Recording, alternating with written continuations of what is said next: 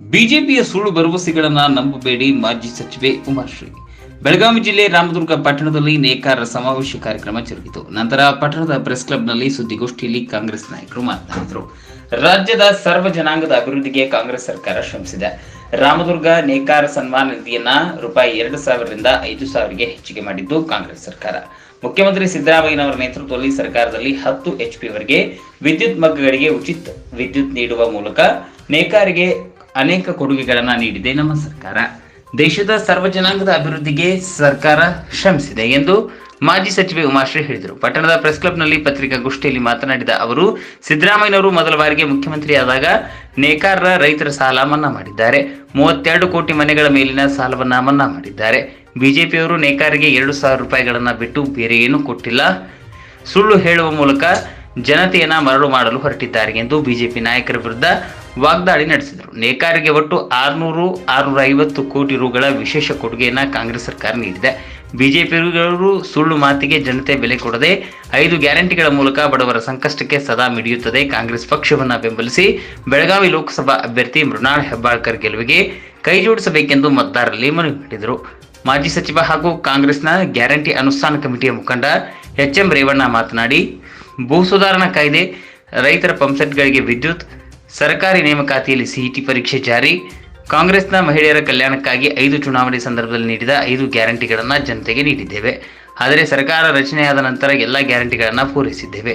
ಆದರೆ ಬಿಜೆಪಿಯವರು ನೀಡಿದ 10 ಗ್ಯಾರಂಟಿಗಳಲ್ಲಿ ಶೇಕಡಾ 10ರಷ್ಟನ್ನು ಸಹ ಅನುಷ್ಠಾನಕ್ಕೆ ತಂದಿಲ್ಲ. ಈ ಬಾರಿ ಕೇಂದ್ರದಲ್ಲಿ ನಮ್ಮ ಸರ್ಕಾರ ಅಧಿಕಾರಕ್ಕೆ ಬಂದಲ್ಲಿ ರೈತರ ಸಾಲ ಮನ್ನಾ, ಮಹಾಲಕ್ಷ್ಮಿ ಯೋಜನೆಯಲ್ಲಿ ಮಹಿಳೆಗೆ ವರ್ಷಕ್ಕೆ ₹1 ಲಕ್ಷ, ಸ್ವಾಮಿನಾಥನ್ ವರದಿ ಅನುಷ್ಠಾನ ಸೇರಿದಂತೆ ಬಡವರ, ದೀನ ದಲಿತರ ಕಲ್ಯಾಣಕ್ಕೆ ನಮ್ಮ ಸರ್ಕಾರ ಶ್ರಮಿಸಲಿದೆ. ಜನತೆ ಕಾಂಗ್ರೆಸ್ ಪಕ್ಷದ ಅಭ್ಯರ್ಥಿ ಗೆಲುವಿಗೆ ತಮ್ಮ ಮತ ನೀಡಬೇಕು ಎಂದು ವಿನಂತಿಸಿದರು. ಮತ್ತೋರ್ವ ಕಾಂಗ್ರೆಸ್ ಮುಖಂಡ ಹಾಗೂ ಬೆಳಗಾವಿ ಚುನಾವಣಾ ಉಸ್ತುವಾರಿ ಸುಧಾಕರ್ ಮಾತನಾಡಿ, ಮೋದಿ ನೇತೃತ್ವದ ಕೇಂದ್ರ ಸರ್ಕಾರ ಸರ್ಕಾರಿ ನೇತೃತ್ವದ ವಲಯಗಳನ್ನು ಖಾಸಗೀಕರಣ ಮಾಡ್ತಿದೆ. ಬ್ಯಾಂಕ್ಗಳ ವಿಲೀನ, ಸರ್ಕಾರದ ಅನ್ಯಾಯದ ವಿರುದ್ಧ ಮಾತನಾಡುವವರನ್ನ ವಿನಾಕಾರಣ ಕೇಸ್ ದಾಖಲಿಸಿ ದಬ್ಬಾಳಿಕೆ, ಸೇಡಿನ ರಾಜಕಾರಣವನ್ನ ಬಿಜೆಪಿಗರು ಮಾಡುತ್ತಿದ್ದಾರೆ. ರಾಜ್ಯದಲ್ಲಿ ಅನೇಕ ಹಿಂದೂ ಯುವಕರು ಸಹ ಮುಸ್ಲಿಂ ಮಹಿಳೆಯರ ಮೇಲೆ ದೌರ್ಜನ್ಯ ನಡೆಸಿದ್ದಾರೆ. ಅಂತಹ ಘಟನೆಗಳನ್ನು ರಾಜಕೀಯವಾಗಿ ಬಳಕೆ ಮಾಡಿಕೊಳ್ಳುವುದು ಸರಿಯಲ್ಲ. ಹುಬ್ಬಳ್ಳಿಯ ಘಟನೆಯಲ್ಲಿ ತಪ್ಪಿತಸ್ಥರಿಗೆ ಕಠಿಣ ಶಿಕ್ಷೆ ವಿಧಿಸಲು ಸರ್ಕಾರ ಬದ್ಧವಿದೆ. ಜಾತ್ಯತೀತ, ಧರ್ಮಾತೀತ ರಾಜಕೀಯ ಮಾಡುವುದು ಕಾಂಗ್ರೆಸ್ ಪಕ್ಷದ ಧರ್ಮವಾಗಿದೆ. ಅದನ್ನು ಬಿಟ್ಟು ಕೋಮು ಭಾವನೆಗಳಿಗೆ ಪ್ರಚೋದನೆ ನೀಡುತ್ತಿರುವ ಬಿಜೆಪಿಗರ ನೀತಿ ಖಂಡನೀಯ ಎಂದು ಆಕ್ರೋಶ ವ್ಯಕ್ತಪಡಿಸಿದರು. ಈ ಸಂದರ್ಭದಲ್ಲಿ ವಿಧಾನಸಭೆಯ ಮುಖ್ಯ ಸಚೇತಕ ಹಾಗೂ ಶಾಸಕ ಅಶೋಕ್ ಪಟನ್, MLC ನಾಗರಾಜ್ ಸೇರಿದಂತೆ ಇತರರು ಇದ್ದರು. ಬಡ್ಡಿ ಮನ್ನಾ, ಸಾಲ ಮನ್ನಾ, ಸಬ್ಸಿಡಿ ದರದಲ್ಲಿ ಸಾಲ ಕೊಡ್ತಕ್ಕಂಥದ್ದು, ಯಶಸ್ವಿನಿ ಯೋಜನೆ, ಶಿಷ್ಯ ವೇತನ, ಈ ಅನೇಕ ಕಾರ್ಯಕ್ರಮಗಳು ಕಾಂಗ್ರೆಸ್ ಕಾಲದಲ್ಲಿ ಆಗಿರ್ತವೆ.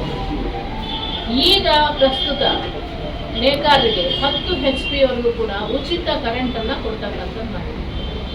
ಇದೆಲ್ಲವನ್ನೂ ಮಾಡಿದ್ದು ಅವರ ವೃತ್ತಿ ಹಸನಾಗ್ಲಿ, ಅವರ ಬದುಕು ಗಟ್ಟಿಯಾಗಲಿ ಅನ್ನೋ ಕಾರಣಕ್ಕೆ ಕೊಟ್ಟಿರ್ತಕ್ಕಂಥದ್ದು.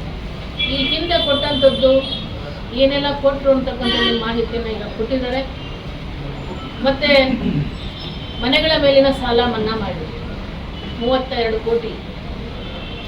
ಆ ನಂತರ 50,000 ಹಾಗೆ ಒಮ್ಮೆ ಸರ್ಕಾರಿ ಸೊಸೈಟಿಗಳು, ಬ್ಯಾಂಕ್ಗಳ ಸಾಲ ಮನ್ನಾವನ್ನು ಸಹ ಮಾಡಿದ್ರು. ಒಮ್ಮೆ 25,000 ಸಾಲ ಮನ್ನಾ. ಈ ರೀತಿಯಾಗಿ ಕೊಡ್ತಕ್ಕಂತಹ ಅನೇಕ ಕಾರ್ಯಕ್ರಮಗಳನ್ನ ಕಾಂಗ್ರೆಸ್ ಸರ್ಕಾರ ಕೊಟ್ಟಿದ್ರು ಕೂಡ ಬಿಜೆಪಿ ಅತಿ ಹೆಚ್ಚು ಕಾರ್ಯಕ್ರಮಗಳನ್ನ ಕೊಟ್ಟಿದೆ ಅಂತ ಅವರ ನಾಯಕರುಗಳು ಬಂದು ಇಲ್ಲಿ ಹೇಳ್ತಕ್ಕಂಥದ್ದು ನೇಕಾರರೇ ಅದನ್ನ ಖಂಡಿಸ್ತಾರೆ. ನಾವು ಖಂಡಿಸೋದಲ್ಲ, ನೇಕಾರರೇ ಅದನ್ನ ಖಂಡಿಸ್ತಾ ಇದ್ದಾರೆ. ಇಷ್ಟೆಲ್ಲ ಕಾರ್ಯಕ್ರಮಗಳನ್ನ ಅವ್ರು ಕೊಟ್ಟಿದ್ದಾರೆ. ನೀವು ಕೊಟ್ಟಿರೋದು ಬರೀ ₹2,000 ಸಮ್ಮಾನ ಯೋಜನೆ. ಇದನ್ನು ಬಿಟ್ಟು ನೀವೇನೂ ಕೊಟ್ಟಿಲ್ಲ. ನಾವು ಅವ್ರು ಹೇಳೋದು 20 HP ವರೆಗೂ ಕೊಟ್ಟಿದ್ದೀವಿ. ಸಿದ್ದರಾಮಯ್ಯನವರ ಸರ್ಕಾರದಲ್ಲಿ 2004ರಲ್ಲಿ 10 HP ಕಾರ್ಯಕ್ರಮ ಏನು ಕೊಟ್ಟರು, ಆಗಲೇ 95% ಪವರ್ ಸಬ್ಸಿಡಿ ನೇಕಾರಿಗೆ ಮುಟ್ಟಿಬಿಡ್ತು. ಇನ್ನು ಉಳಿದ ಒಂದು 5% 20 HP ಅವ್ರು ಕೊಟ್ಟಿರ್ಬೋದು. ಅದು ಬಹುದೊಡ್ಡ ರೀತಿಯಲ್ಲಿ ಹೇಳ್ಕೊಳಕ್ ಹೋಗ್ತಾರೆ.